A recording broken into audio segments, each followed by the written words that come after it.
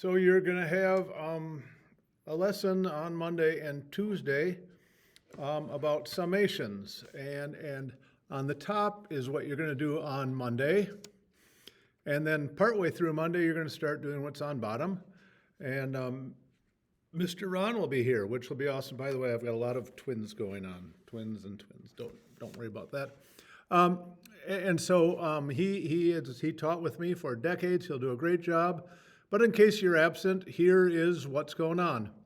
First one says to rewrite. And all this summation thing means to go, this sigma, capital sigma, means go 1, 2, and 3. So here's what I do. I'm going 5 times 1 squared plus 2, 5 times 2 squared plus 2, and 5 times 3 squared plus 2. And you will just see that I went up. I went 1, 2, 3. And so 1 squared is 1 plus 5, I think that's 7. Order of operations, 4 times 5 is 20, 22. And order of operations, 9, 45, 47. Let me see if I did that right. No, I didn't. 20, okay, there we go. So we've got 5 times 1 squared. Do the 1 squared first. 2 squared, do that. So there is how you rewrite it. Then you would write it as, you'd write it as 7 plus 22 plus 47. So you'd write those 3 numbers as added together. And then to evaluate means to actually get the answer, and you would get out your calculator, or you would do your arithmetic skills and add these up, and you'd write down an evaluation of 76. And that's what you'll be doing on Monday. Then later on Monday, you're going to get these formulas. You'll get this formula sheet. This is a formation for a summation if it is a constant term, like, for example, adding up the constant 8. So this one means 8 plus, now you go to 2, 8 plus 8, 3 plus 8, and that would go 8 times.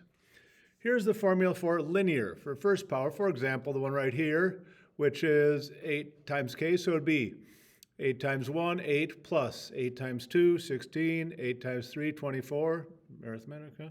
Okay, and cool. And then this one, and then we got this formula here, and then we've got one is k squared. Now, the way I like to think of these formulas, well, let me just do one at a time. Here we go. Let me just do this one. The summation, and this simply means the top number times the one out front. So all this means is 9 times 8, which is 72.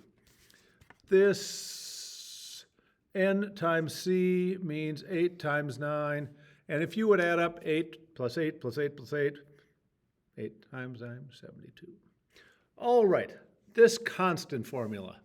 And what I like to think of this is top plus 1 divided by 2. The top number plus 1 divided by 2.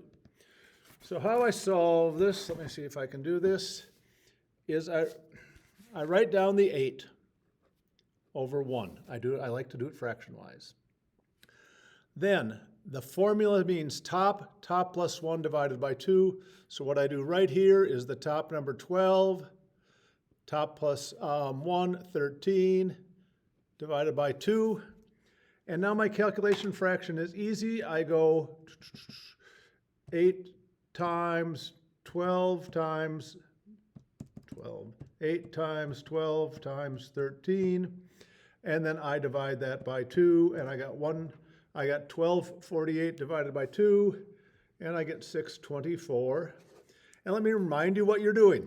You are adding up 8 times 2 plus 16, plus 24, plus 32, plus 40. You're taking times 5, 6, 7, 8, all the way up to 12. All right. We have this quadratic formula, and this means top plus 1, double the top plus 1. So I write down my 3 over 1. And now, here we go. Top, 17. Top plus 1, 18. Double the top plus 1, 34, 35. Divided by 6. Don't worry about the fractions. Right now I am taking 3 times 17 times 18 times 35. Just took the top ones, And I get a fraction of 32130. I divide it by 6. Does it come out even? Oh, it does. It happens to come out 5355. Cool. All right. K is constant. So all I do is this. I write 8/9 as a fraction times the other one is a fraction. Constant formula, that means top plus 1 divided by 2. The top number is 11. 11 plus 1 divided by 2. And now I get after it, 8 times 11 times 12. The top is 1056. Divided by 2 is 18. 1056, that was bad. 1056 divided by 18. There's your exact fraction. And in this case, it turns out to be 58 2/3 if we go past there. 58 2/3. All right. This one does not start at 1. All of our formulas start at 1. So what Mr. Ron is going to teach you, what I'm teaching you now, is this. What we have to do is the formula from 1 to 10. But wait, we don't want 1, 2, 3, and 4. And so then we subtract from 1 to 4. So we do all of them, adding them all the way up to 10. And then we subtract 1, 2, 3, and 4 because we wanted to start at 5. So I'm going to get a different sheet of paper to finish this one up. So I'm going from 1 to 10. The problem was 12/7 k squared. So to solve this, I write 12/7. Just do that fraction. Don't worry about it.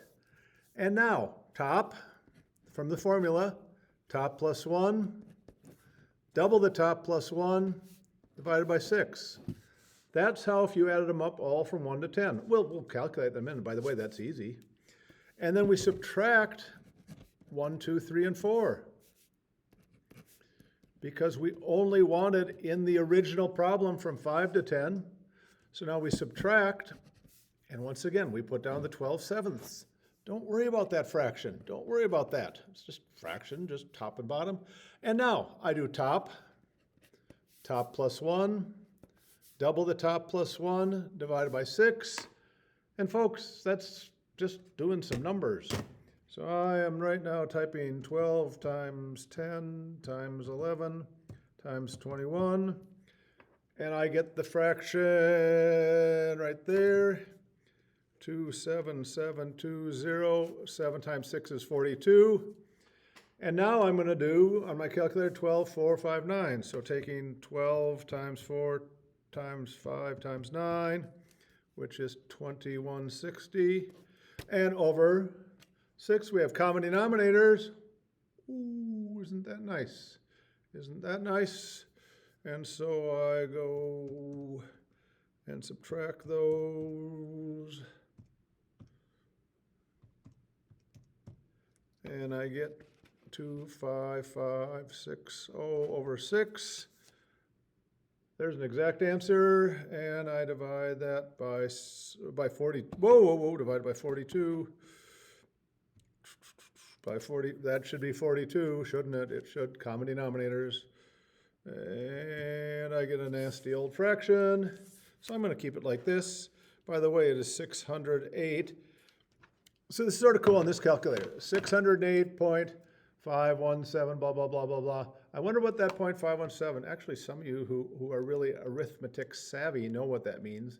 I'm subtracting the 6, and I'm going to go to math. And option 1 says turn it into a fraction. Maybe it'll turn it into a fraction. Oh, 4/7. Actually, some of you knew that. That was sort of cool. All right. This will be taught to you professionally, which means Mr. Ron is getting paid. We know that. But he's also really good. And if you need extra help, this video I'm going to post both Monday and Tuesday.